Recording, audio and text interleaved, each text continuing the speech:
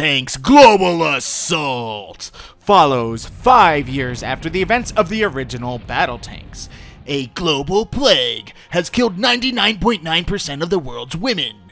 Governments around the world started rounding up the remaining women and taking them to secret locations. In the events of the first game, Griffin Spade, a battle lord, leads an army across America to save his kidnapped wife, Madison. Because, in the immortal words of one of the greatest minds of our generation, Duke Nukem, nobody steals our chicks and lives. In Global Assault, Griffin and his wife, Madison's son, is kidnapped by an evil Queen Lord because they contain a mystical power known as the Force. The Edge. Or something like that. She kidnapped their son because he has some weird mystical power or something. But honestly, who really cares? The real story in the game is that other tanks be trying to blow you up, so you blow them up first and blow up everything else that you can possibly blow up along the way. Simple, right? Global Assault is one of those games that I never get tired of playing, despite its repetitive nature. Whether I play the single-player mode or the plethora of hectic multiplayer modes, the sheer mayhem and chaos in the game never loses its charm to me. This game always puts a smile on my face and is easily one of my favorite Nintendo 64 games of all time. To be honest, I can't quite put my finger on what makes me love the feel of the gameplay in this game so much. I just think that everything works and the game maintains its excitement throughout every mode of play, though some modes are more exciting than others. The single-player story campaign takes players from San Francisco all the way to Germany. I guess we all know by now that every vehicular combat sequel has to be a world tour. It's the law of gaming, apparently. In the quest to rescue Brandon, Griffin and Madison's son, and pushes the story forward with text boxes and pictures. There's a good variety of mission objectives, like kill every enemy while blowing everything up, rescue prisoners, kill every enemy, and blow everything up, get from point A to point B while killing everything and blowing everything up. Simple objectives, yet the gameplay stays engaging. On top of the thrilling carnage that can unfold in the game, especially in the multiplayer modes, there are a lot of destructible environments, in fact, quite impressive by N64 standards. I often find myself getting sidetracked trying to blow up all the buildings that I can destroy in the game. There's also a good variety in the tanks, from the flame tank to the light tanks to the mighty Goliath. Each tank handles differently, and some even have special maneuvers you can do with the C buttons, like sidestepping, for example. The tank cannons themselves feel weighty and hefty on the larger tanks in particular, and leave a feeling of satisfaction when you use them against your foes. However, the most satisfying weapons to use are the Powerup Weapons. In the era where 3DO was churning out Army-Men sequels ad nauseum, they not only showcased that they had the ability to use their imagination with the interesting variety of tanks in Global Assault, but also with these side weapons in the game, which are still really inventive and fun to use. On top of your tank's regular cannon, you can pick up a multitude of power-up weapons to be used against your enemies. Possibly my favorite is the guided missile, where you can fire a missile and control it as the camera zooms its view behind the missile, allowing you to murk unsuspecting foes from across the map from the safety of cover.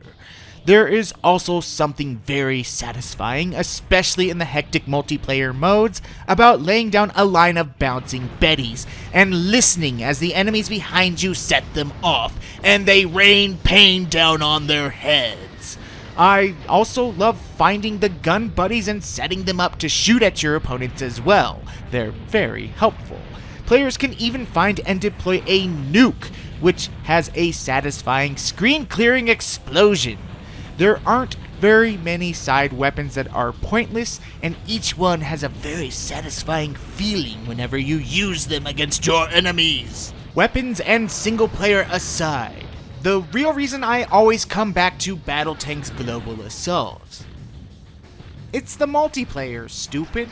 Global Assault has a plethora of multiplayer modes, or, plethora of multiplayer modes for gamers to lose hours to. You can enjoy these modes in their most enjoyable form, with or against friends, or you can even enjoy them alone, allowing the other teams to be computer-controlled bots.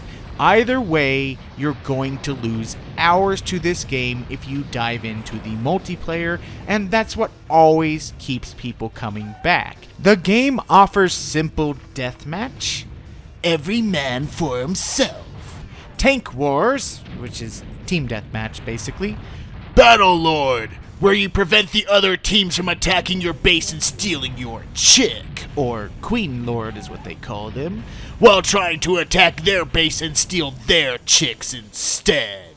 So, basically it's like high school, or capture the flag, whichever one you prefer. Convoy, where you have to protect a convoy going from point A to point B from the attacking team.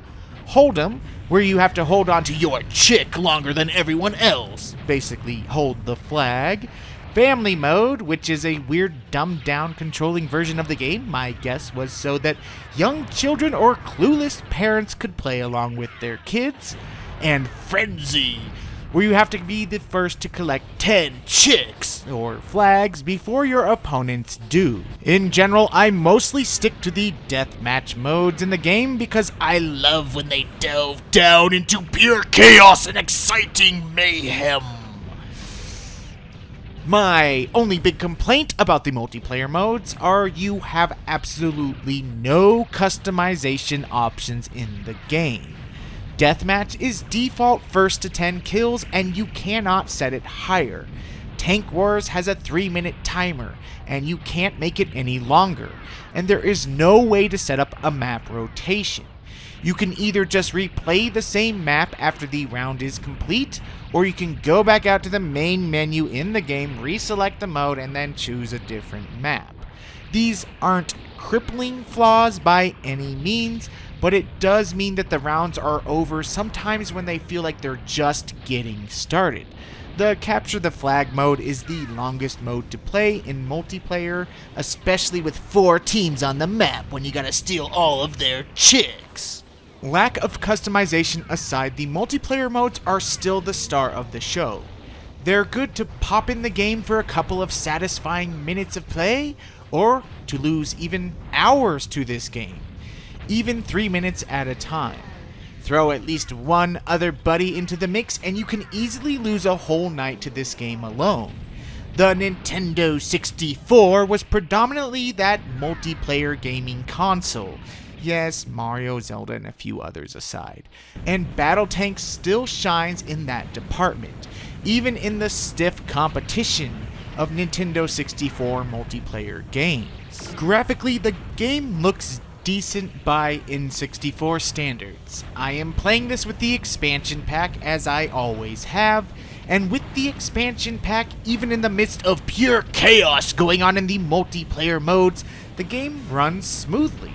It's been so many years since I have played this split screen, so I don't remember how or if this changes at all with so much as one friend playing.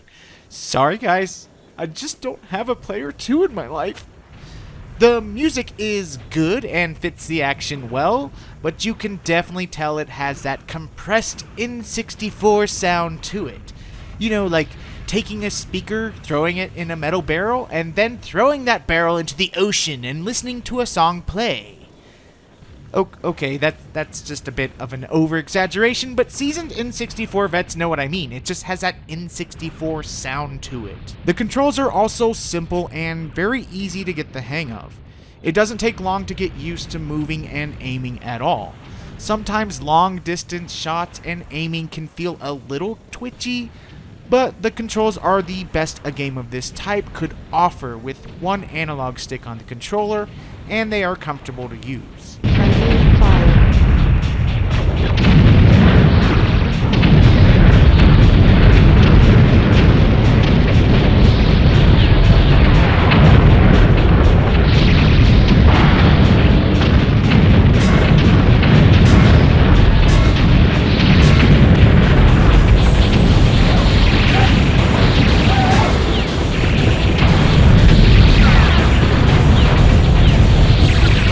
The bottom line.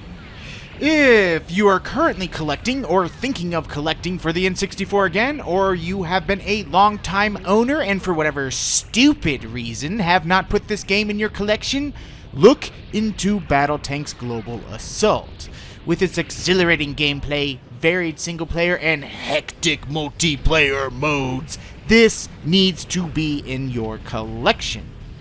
By my own admission, I actually haven't played the original, even though I plan to pick it up. I've been planning to pick it up for like 20 years. But I do own the sequel, World Destruction League Thunder Tanks, on the PS1 and PS2, which, with its more Unreal Tournament take on things, just didn't recapture the feel of this one. You can look into Thunder Tanks if you want, it's decent. But there is a reason why Global Assault is one of my favorite N64 games of all times. It's awesome. That's why. It's awesome. That's all I gotta say. It's just awesome. Put it in your N64 collection. Do it now.